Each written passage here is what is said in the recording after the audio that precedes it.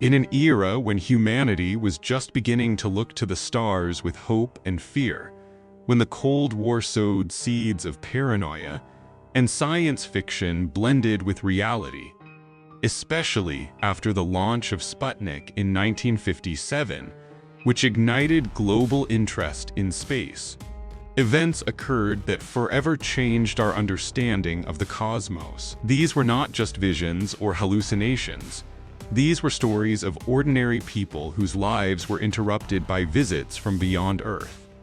The three first documented cases of alien abductions, which happened in 1957, 1961, and 1973, became the foundation for thousands of subsequent accounts. They are full of mysteries, horror, and a strange, almost erotic intrigue. These narratives, based on testimonies, reports, and research, intertwine everyday routines with the unthinkable, forcing us to wonder, what if the stars are watching us back? Let us dive into these stories, where night becomes a portal to the unknown, and the ordinary becomes an arena for cosmic dramas. We will walk through the fields of Brazil, the highways of New Hampshire, and the banks of the Mississippi, adding layers of details to bring these moments to life, full of human fear and curiosity. For in each case, hidden are not only alien mysteries, but also reflections of our own psyche, culture, and era, from post-war optimism to paranoia about spies and the unknown. These stories also illustrate how personal experiences grow into cultural myths, influencing literature, film, and even scientific debates about extraterrestrial life, where each new case adds depth to the global discourse on alien contacts. Episode 1: The Farmer and the Star Bride, Antonio Villas-Boas, 1957, Brazil. In the hot fields of San Francisco de Sales, in the Brazilian backcountry of the state of Minas Gerais, where the earth is soaked with the sweat of farmers and the aroma of fresh plowed soil, lived young Antonio Villas-Boas. He was only 23 years old, and his days passed in the rhythm of the plow and harvest, under the scorching tropical sun. Antonio's family owned a small farm where they grew coffee and corn, battling droughts and pests. Antonio was a strong, resilient guy, accustomed to hard labor from childhood. His father had passed away early, leaving his son to care for his mother and brothers. The nights in October 1957 were especially sultry, with heavy air saturated with moisture from recent rains, and Antonio often worked late to avoid the daytime heat. He loved those nighttime hours, when the world quieted down, and the sky blossomed with stars, reminding him of the infinity he had only heard about in old radio broadcasts about space, especially after the Soviet Union launched Sputnik just a few weeks before, sparking a wave of speculations about extraterrestrial life around the world. Antonio, like many in his village, sometimes discussed strange lights in the sky with neighbors, attributing them to spirits or simply fatigue. These conversations often happened over dinner, where the family shared stories about the supernatural, drawing from the rich Brazilian folklore full of legends about ghosts and mysterious creatures. On October 15, when the moon hung low over the horizon, casting a silvery light on the fields, and cicadas sang their monotonous song, Antonio went out to the field with his tractor again. The stars twinkled like distant fires, but one of them caught his attention, a red, pulsating one like a living heart in the sky. At first, he thought it was a shooting star or perhaps a plane from distant Sao Paulo, but it did not fall. It approached, growing in size and brightness. Antonio stopped the tractor, wiped the sweat from his forehead, and squinted. The light grew, turning into a huge egg-shaped object with a red glow in front and a rotating dome-like top, emitting a soft hum that vibrated in his chest. The object descended onto the field, extending 3 metallic legs like a spider preparing to jump. The ground trembled under its weight, and Antonio felt the soil under his feet slightly crumble. The air hung with the smell of ozone like after a thunderstorm, and his tractor suddenly stalled. The headlights went out, leaving him in semi-darkness, illuminated only by this unearthly glow.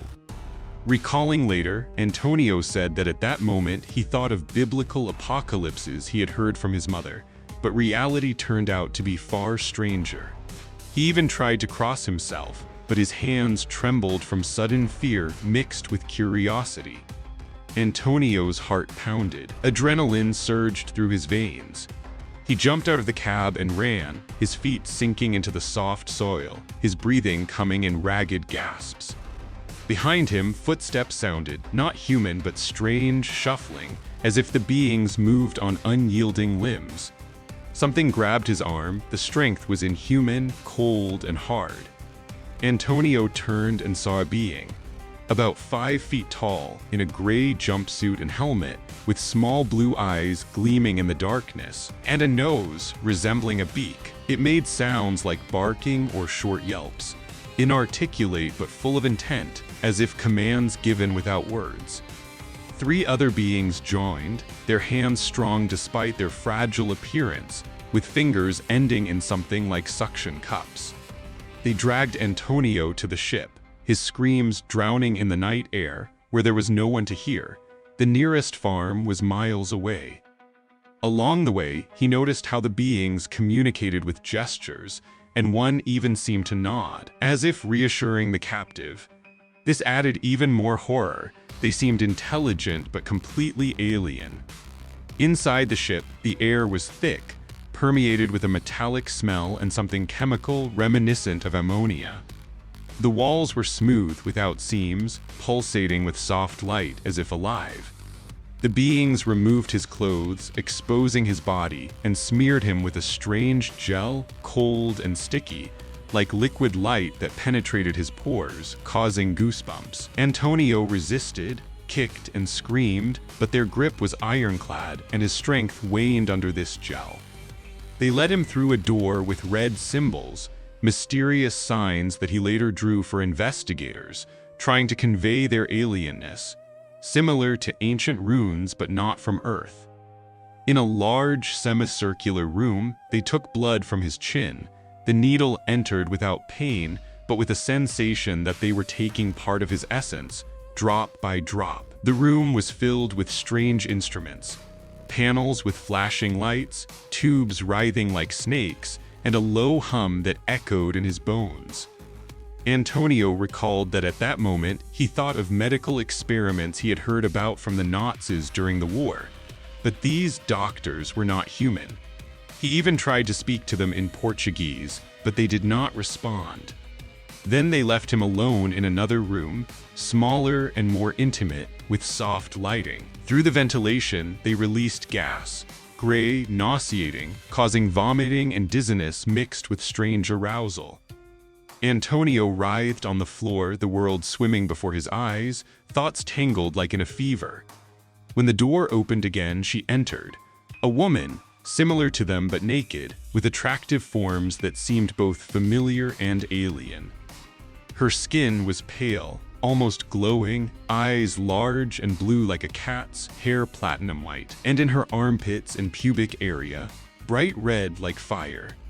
She did not speak, but her movements were inviting, almost hypnotic, with a grace unlike human. Antonio, despite the fear and nausea, felt a surge of desire, perhaps from the gas, perhaps from her charms, or from the adrenaline mixing with primal instinct.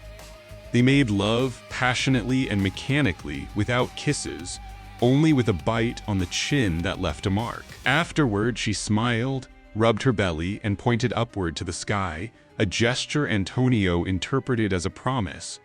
Their child would grow among the stars. He felt anger. He was just a tool, a good stallion for their experiments, as he later told journalists. This moment, according to Antonio, was the most humiliating, making him ponder his humanity and how aliens viewed humans as subjects. The beings returned his clothes, soaked in sweat and gel, and gave him a tour of the ship, corridors with panels pulsating with light, machines whose purpose was incomprehensible, with screens showing stars in unfamiliar configurations. Antonio tried to steal a device resembling a watch with a dial of light as proof, but they stopped him, emitting a warning sound. Finally, they let him outside into the cool night air. The ship soared into the sky, blindingly shining, and disappeared, leaving behind only a burned circle on the field, a trace that ufologists later measured and found elevated radiation levels. Antonio returned home, staggering, but 4 hours had vanished from his life, as if torn from the fabric of time. The next day, symptoms began: nausea, weakness, headaches, skin lesions, small red nodules with discharge, which doctors diagnosed as possible radiation exposure. He contacted journalist Jose Martins, who had placed an ad seeking UFO witnesses in the newspaper, and told his story in a trembling voice, with details he could not have invented. This was the beginning of the investigation. Antonio underwent medical tests, including radiation checks, and his case attracted the attention of Brazilian ufologists like Olavo Fontes, who noted similarities to other South American UFO reports. These studies included soil analysis from the landing site, where anomalies were found confirming the event's unusual nature. The world did not immediately believe Antonio. His case was the first with a sexual undertone, a harbinger of future abductions, and sparked a wave of skepticism. Some considered it a fabrication inspired by fiction like Erich von Daniken's books. But Antonio stuck to his version throughout his life, even under pressure. He continued working on the farm, married a local girl with whom he had several children, and sometimes at night looked at the sky with a mix of fear and longing. In the 1970s, he gave interviews to ufologists, confirming details, and died in 1991, taking the mystery with him. His story inspired books and films, becoming part of the folklore of contacts, where the human body becomes a battlefield for extraterrestrial purposes. Skeptics like psychologist Carl Sagan explained it through cultural influence, Brazilian folklore about spirits and erotic myths. But for Antonio, it was reality, changing his view of the world.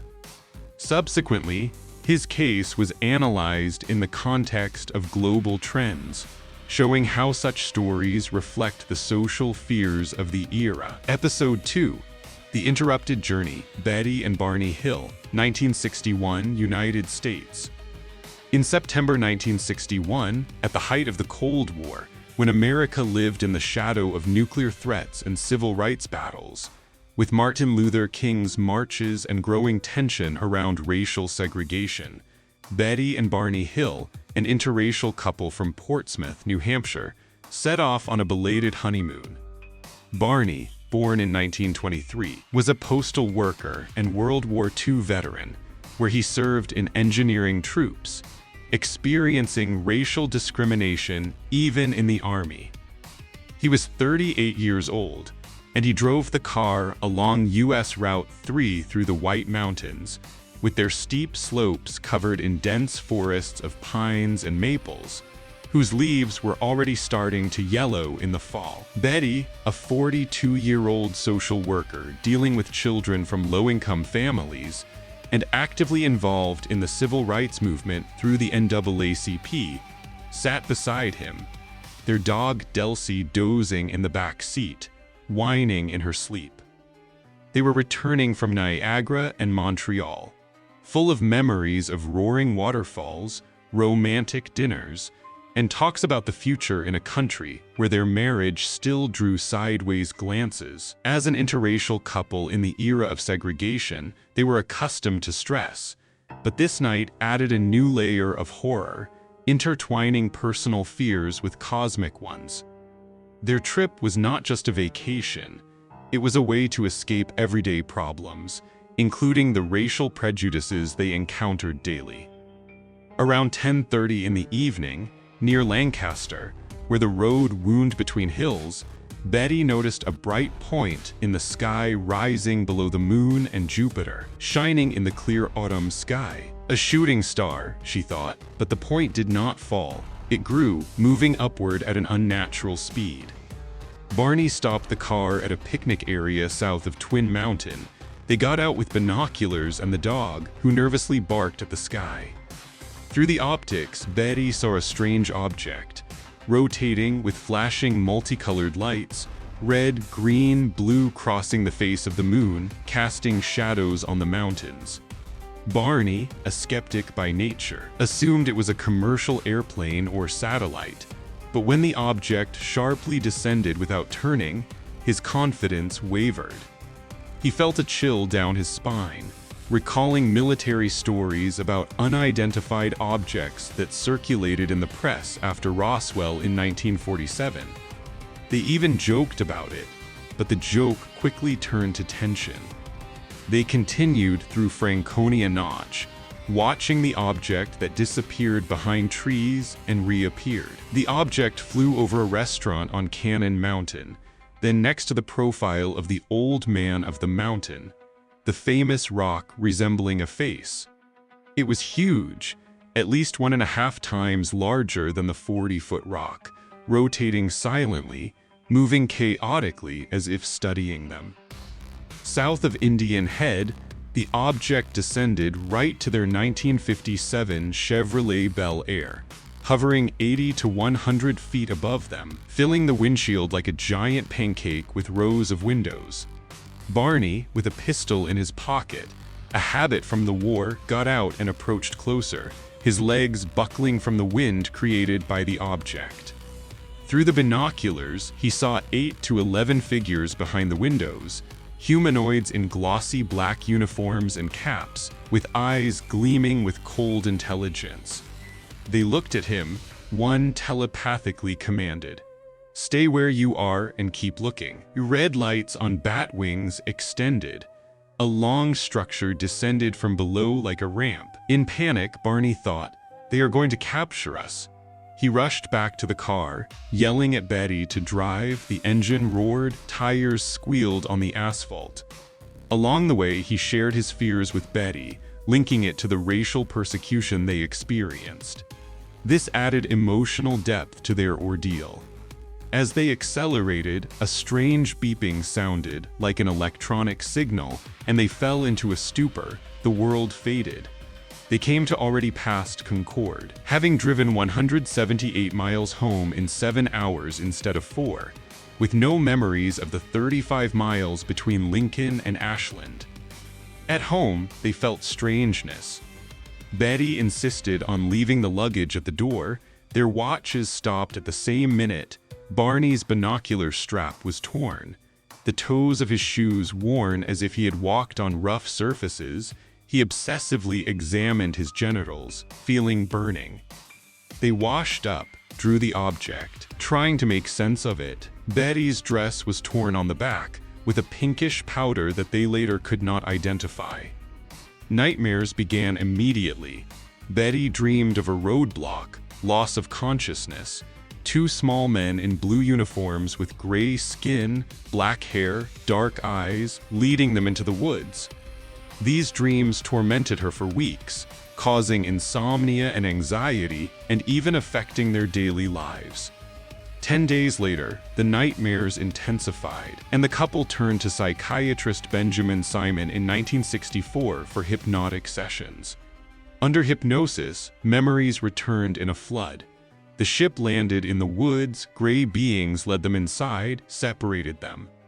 On a metal table, they were examined, hairs pulled, nails clipped, skin scraped, needles inserted into arms, legs, heads for tests.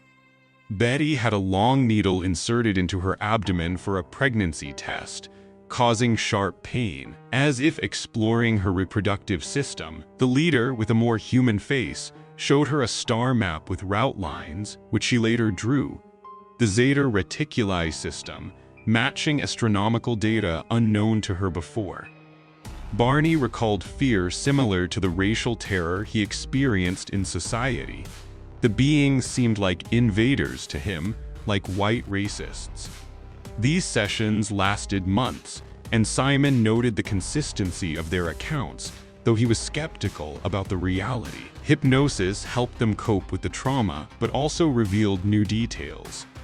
Their story became a sensation, inspiring books like The Interrupted Journey by John Fuller and films such as The UFO Incident from 1975 with James Earl Jones. Barney died in 1969 from a cerebral hemorrhage at age 46, possibly from accumulated stress. Betty in 2004 at 85, continuing to defend the truth and participating in ufology conferences. Their case is linked to civil rights.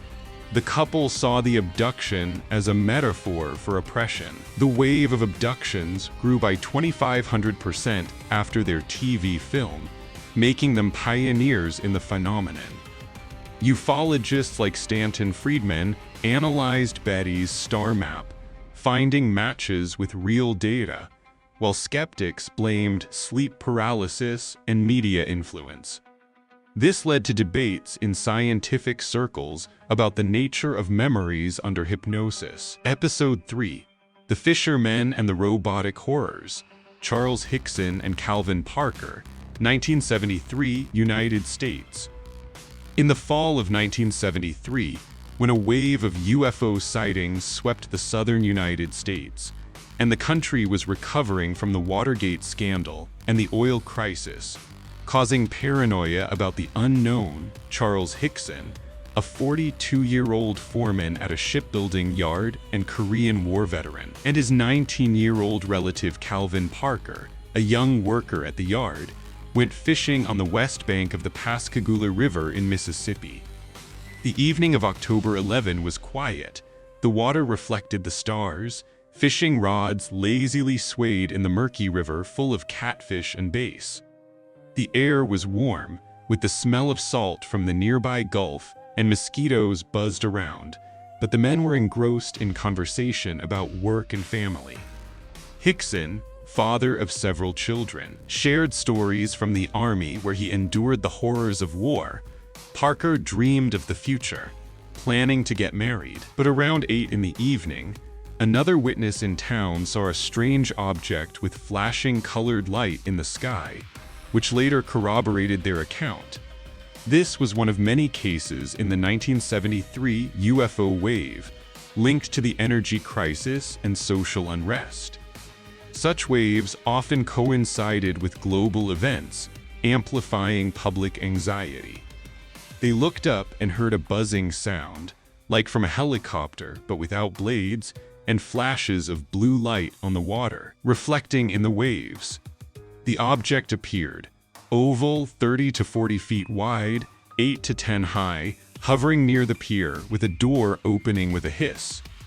3 beings floated out, 6 feet tall, with gray, elephant-like skin, bullet-shaped heads, slit-like mouths without lips, claw-like pincers instead of hands, and legs merging into one. They levitated without touching the ground and paralyzed the men with an invisible force.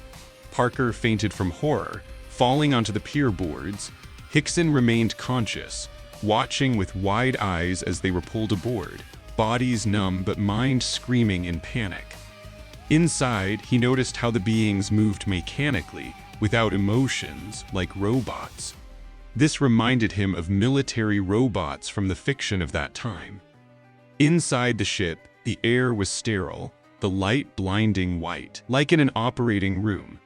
The beings, resembling emotionless robots, examined them with a giant eye machine, scanning their bodies with a hum penetrating every cell. Hickson felt like under a microscope, his body numb, but he noticed details. Walls without seams, no furniture, only platforms and instruments. After 20 minutes, they were returned to the pier. The object flew away with a flash, leaving an ozone smell. Parker came to in shock, muttering prayers. Hickson helped him stand. They discussed what happened in whispers, fearing they would be thought crazy. This discussion lasted the whole way to the sheriff. They went to the sheriff's office, where they were questioned separately. A secret recording showed their genuine fear. "They did no harm, but God, it was scary," said Hickson. They passed a polygraph confirming truthfulness and an examination at Keesler Air Force Base. No radiation, but with psychological stress. Ufologists James Harder and J. Allen Hynek hypnotized them, confirming the story. The beings communicated telepathically, researching for knowledge. Hickson claimed the beings were not evil, but alien, and later spoke of repeated contacts. These sessions helped them process the trauma. Hickson became a celebrity, wrote books like UFO Contact at Pascagoula, claimed further contacts, died in 2011 from a heart attack at 80. Parker, traumatized, avoided publicity for years, but in 2018 released Pascagoula, The Closest Encounter, My Story, describing details, and died in 2023 from kidney cancer at 68. Their case remains one of the most compelling, with docuseries, a memorial in Pascagoula, and annual conferences reminding of the sky's mysteries. Skeptics explain it as hallucinations from stress or swamp gas, but the polygraph and witnesses add credibility. This underscores how such cases affect local communities. These three cases are threads in the tapestry of extraterrestrial encounters, full of enigmas and human emotions.